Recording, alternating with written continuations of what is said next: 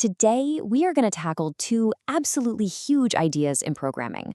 First up, how to get a computer to do all the boring, repetitive work for you. And second, once you've written that amazing code, how do you actually manage it and, share it with the world? Okay, let's dive right in. Here's what we're covering. We'll start with why we even need to solve the problem of repetition. Then we'll break down the for loop, see it in action, and then we're going to pivot to Git versus GitHub and wrap it all up with how you can submit your first assignment. So first things first, let's talk about a problem that is fundamental to programming, doing the same thing over and over and over again. I mean, have you ever had to copy and paste the same line of code more than twice? You know exactly what I'm talking about. We humans, we get bored. We start making typos. But computers, oh, they are built for repetition. That's where they really, really shine. Think of it like this. You could stand there all day stacking bricks one by one to build a wall. Super tedious, right? Or you could just give a machine one simple instruction, stack these bricks until the wall's done. Well, that machine, that's our loop. So we need to understand that machine. Let's really pull apart one of the most essential tools we have for this job, the for loop. So what is it really? At its core, a for loop is just this really neat, compact little package of instructions. It basically tells the computer, hey, I want you to run this block of code again and again, and don't stop until this specific condition is met. It's an incredibly powerful way to handle any repetitive task you can think of. And what's so cool is how it's broken down into just three simple parts. First, you have the initialization. This just runs once, right at the beginning, to set up our little counter. Second, you have the condition. This gets checked before every single cycle to decide, should we go again? And third, there's the increment. This runs after each cycle, just to tick our counter up by one and get us closer to the end. And this creates this beautiful, simple rhythm. It checks the condition. Is it true? Okay, run the code inside. Then increment the counter. And then you do it all over again. Check, execute, increment, repeat. It's that simple. All right, enough theory. Theory is great, but seeing this thing in action is where it really clicks. So let's use it to solve an actual problem. So imagine you have this list, or an array, of cities, and your job is to check if Islamabad is in that list.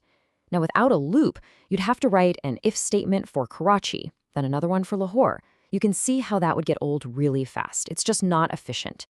But with a loop, we only need to write one if statement. On each pass, that little counter variable, I, acts like a bookmark, pointing to a different city in the list. The loop does all the heavy lifting, checking the first city, then the second, then the third, all with that same single line of code. It's so much cleaner, and it can handle a list of 4 cities or 4 million. Okay, so what happens when we find Islamabad? We don't really need to check Peshawar, right? Our work is done. That's where the break statement comes in. It's like pulling the emergency brake on the loop. It just says, stop, we're done here, and immediately exits, which saves time and makes our code just a little bit faster. Okay, so we're getting good at single loops, but what happens when the task you need to repeat also has a repetitive task inside of it? Well, that's when we get into nested loops. Let's say you've got 2 separate lists, one with first names and one with last names. And your goal is to create every possible full name. So you need to pair Blu-ray with Zia, then with Khan, then Ahmed, and then Ali. And only then do you move on to Cenk. This is the perfect job for putting one loop inside of another.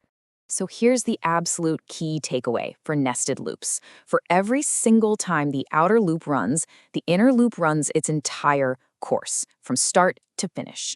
So the outer loop grabs one first name, and then the inner loop goes through every single last name. Once it's done, and only then, does the outer loop move on to the next first name. All right, awesome. So we're writing all this super efficient code now. Let's switch gears a bit. How do we actually manage it and share it with others? This brings us to 2 terms you're going to hear all the time, Git and GitHub. And this really breaks it down perfectly. Think of Git as the software that lives on your computer.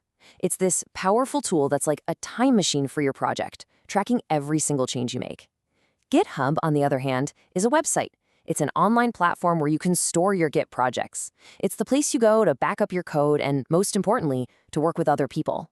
So Git is the tool, GitHub is the community.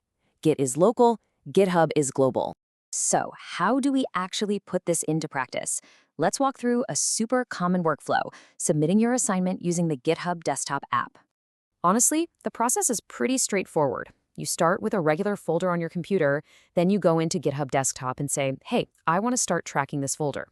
That creates a repository, you publish that up to your online GitHub account, and from that point on, anytime you change your code, you just commit those changes with a little note, and then you push those changes up to the web. That's the whole cycle. And here's a huge tip. Think of a commit as taking a snapshot of your project at one specific moment in time. And the commit message? That's the little note you write on the back of the photo explaining what's happening. Writing good, clear messages is like leaving a diary for your future self, or for your teammates, so everyone knows what changed and why. So there you have it, the power to automate almost any task with loops, and the power to manage and collaborate on a global scale with Git and GitHub. I mean, these are literally the foundational building blocks of all modern software development. They give you the tools to build bigger, better, and faster. So the only real question left is, what are you going to build first?